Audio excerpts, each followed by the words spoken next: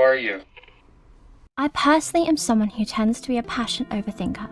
If I were to make a visual of my mind, it would be one of those boards splattered with red string. A lot of the time I end up saying a comparison that I didn't even think of actively. More so it slips out of my mouth and I hear it in time with my audience. Do you know how much of your mind is entirely unconscious? If you look it up, you'll see the figure 95% thrown around. From what I can gather, this is more so a comparative figure to represent the idea, more so than a literal measured value. The point is made though, that there's a lot more to you than you know or even think about.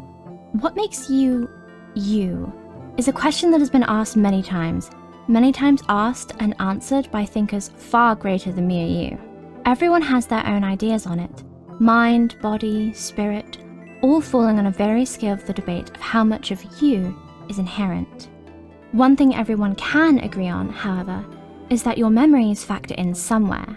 Your experiences do shape you, regardless of whether or not there is a solid basis for an inherent you. So, what would happen if you had no memories? Would you still be you? If you haven't seen Severance, I highly encourage you to. This video is going to contain spoilers.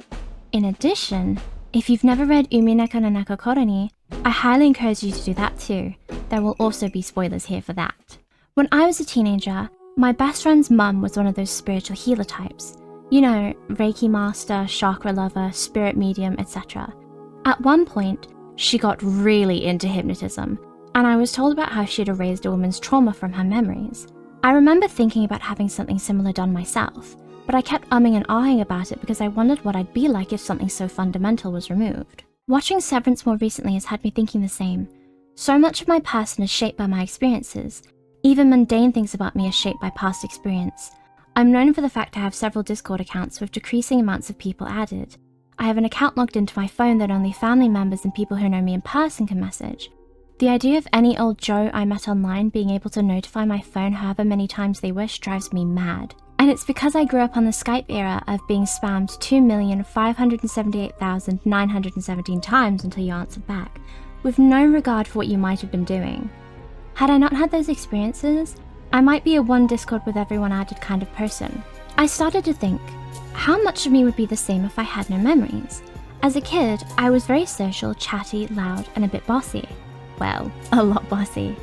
Nowadays in my adulthood, I'm painfully antisocial, so quiet most people complain they can't hear me, and shy to a fault. Half a year into my job, more than that actually, and I've only just worked up the courage to ask my co-workers if they can do me favors.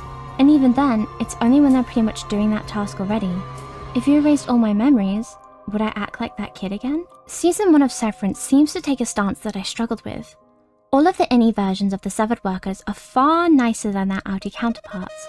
They're also a lot more naive and childlike.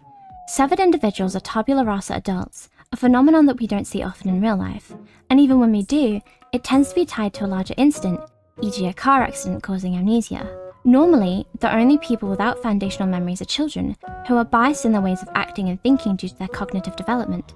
If you wipe the slate of an adult clean, how much of a child would you get? Mark S. is a hardworking and friendly individual who openly communicates his feelings. Mark Scout is a depressed arsehole with an alcohol problem, struggling with empathy and emotional maturity. Helly R. is rebellious, bright, cheerful, a curious boundary pusher who is empathetic and emotive. Helena is a cold-hearted bitch following daddy's orders. Dylan G. is a confident, wisecracking whiz who excels at anything put in front of him.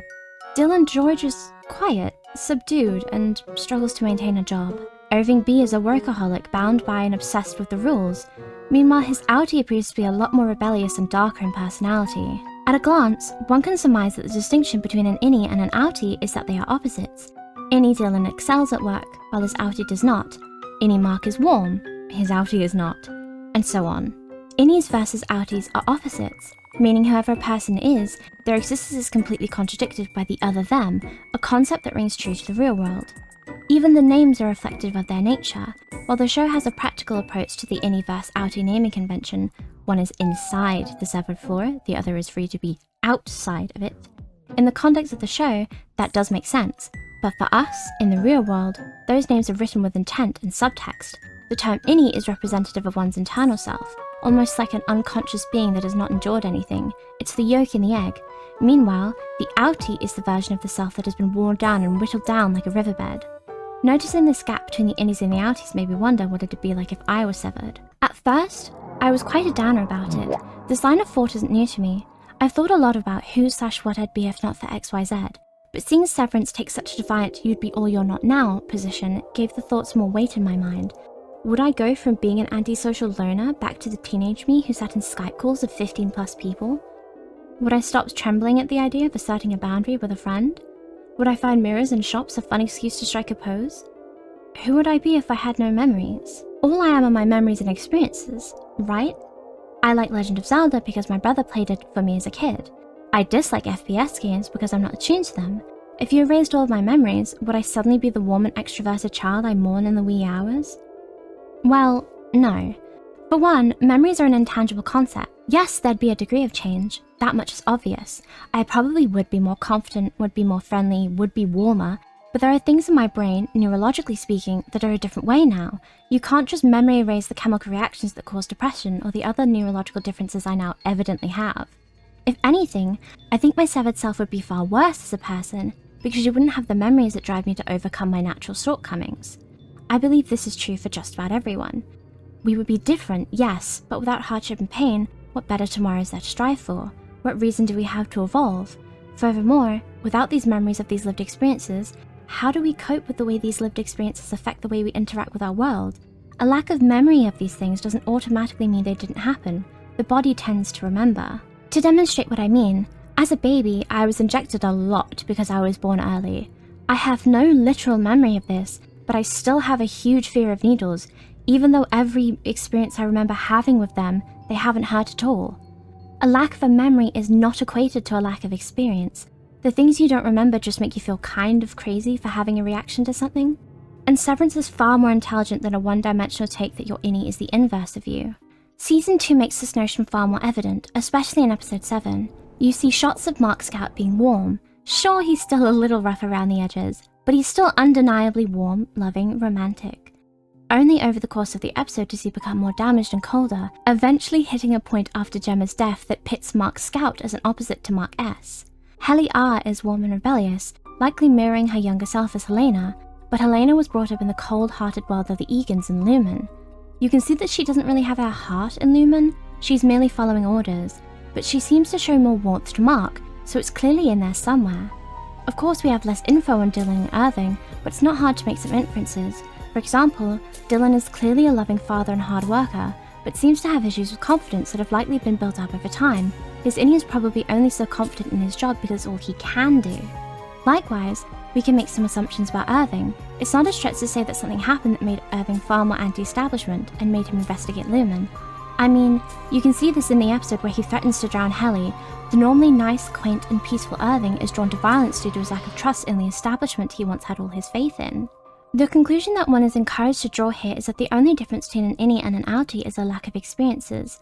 Innies will inevitably become their outies under the right circumstances. So what does that say about who you are? What do you have to encounter in your life to become the worst or best version of yourself? Are you all just your experiences and nothing else? In Umineko, everyone kind of sucks. There's not a single person in the whole story that doesn't do something bad. The adults more so than the cousins, but even they're shown to act less than savory at times. But this is in the real world, or at least simulations of it. In the Golden Land, when everyone is already dead, they're a lot nicer. Why is this? Is the reality that everyone just kind of sucks in their normal lives and can only get better afterwards? To me, one of the key themes of Umineko is that the confines of the life you lead shapes your behavior. For example, Rosa is abusive to Maria, not because she's just sadistic and enjoys child beating, but because she's trying to discourage Maria from acting weird out of some need to protect her. There is pressure on Rosa to raise Maria to be normal to avoid Maria facing abuse. Ironic, I know. Likewise, Natsuhi rejects Leon at first because she feels like she's being pitied. She has pressure to bear a legitimate heir. It's not her finest moment, that's for sure. And even Kairi and Rudolph do what they do because they have a lot of debt to pay off. It's not an excuse, but everyone does have their reasonings. Unlike in Severance, in Umineko's Golden Land, everyone has their memories. They all have the building blocks to make them, them. So why are they acting so different? Well, it's for a very simple reason. You can be your true self without the confines of a real world.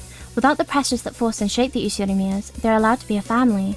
Maria can act as she wishes without any pressure from Rosa, and Rosa could be a normal parent because there's no need for her to quite literally beat Maria into being normal. Natsuki candidly apologizes to Beatrice for what happened, and they forge some kind of mother-daughter relationship as a result of it. Whereas in the real world, Natsuki is one of the earliest sources of Beatrice's suffering. Even Kairi and Rudolph can be more peaceful and loving in the Golden Land. In Umineko, characters aren't the opposites to their real-world counterparts. They're closer to retired, peaceful versions of who they once were before the alternative versions of themselves. Again, no one decides to wake up one day and decides to abuse their children just for the fun of it. In fact, a lot of these same people tend to think fully and truthfully that the behavior they exhibit is a labor of love. Everyone remembers Rosa's famous line that she says when Maria comes to harm.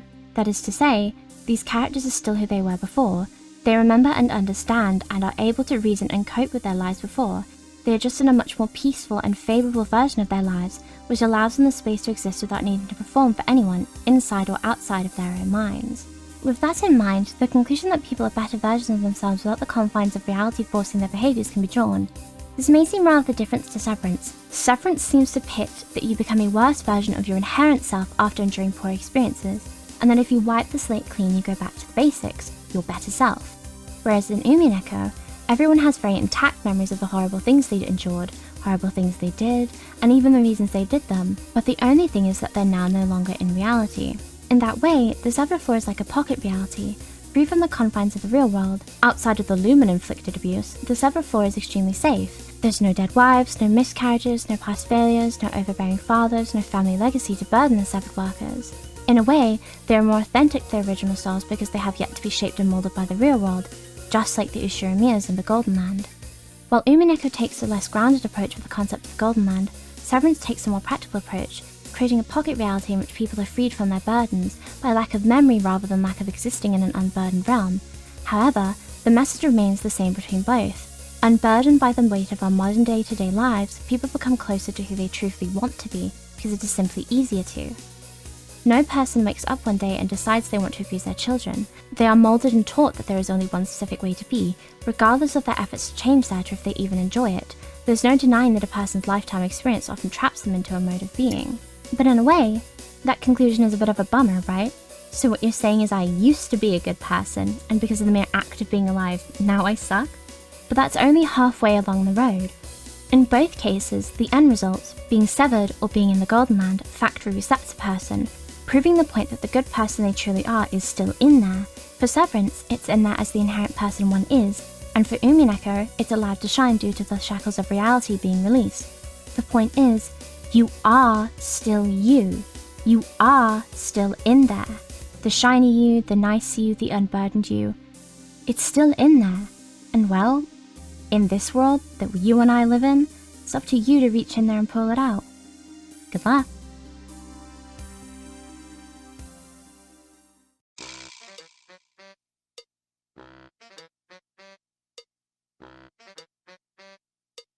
So, in the middle of editing for this video, I pulled up Severance on my computer, and to get some clips and footage and pictures and stuff, because maybe I'm bad at Googling, but I couldn't find the images I wanted. Anyways, the new episode was up, and I was like, oh, it's 44 minutes, I'll just give it a cheeky little watch. The last one was all about Harmony Cobell. I was kind of wondering where this one would go. And technically episode 8 of Severance was entirely useless to me in the sake of this video, right?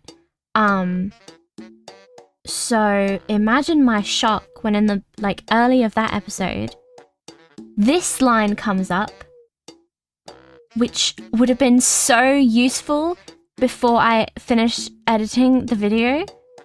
And I say finished, I didn't quite finish, whatever, I was finished enough. I'm too finished, I'm too lazy to put it in where it would be relevant, but I want to acknowledge it and say that, hey, I'm brighter than I was beforehand. Yay! And yeah, realistically, one day I do kind of want to make a video where I talk about memory and identity more. Like an expansion of this one when Severance is, I guess, over, and then, include other things I like about memory. Eternal Sunshine, you've seen images of Eternal Sunshine in here. It's my favorite movie. Oh my god. If I can relate Severance to Umineko, if I can relate Severance to Umineko, it's gonna be an easy job to, you know, relate it to Eternal Sunshine, which is about memories and memory erasure and stuff. So, maybe one day we'll get a nice, fun, big video where I talk about a bunch of media I like and memory and identity. But for right now, we have Umineko and we have Severance. And a very, very angry Arcana. I'm not even gonna lie to you. You know that last recording, that last little bit? I'm getting angry now. I'm on OBS. So okay, it's my own fault for firstly starting a video in the middle of a season of a show. That is entirely my own fault. What is also my fault is starting to record the addendum to that, being like, oh my god, in this episode, this thing happened. See this image? So after the last bit I made, where I did that other picture of Dylan, and I'm doing it again, I'm still watching the episode. Look, Harmony Cobell's here. Spoilers, if you haven't seen the episode, she's in it. She's in most of them. Anyway, so then he says this, which, so my point is double proved. Cool. So, whatever. Like, I don't even care. Like, I don't even care. Whatever, who cares? You'll probably see me again in a minute. This is... Okay, at least we have a lesson learned. Let a media be finished, or make your video quicker if you're gonna make a video about a media that's still happening. Whatever. I'm feeling very buoyant.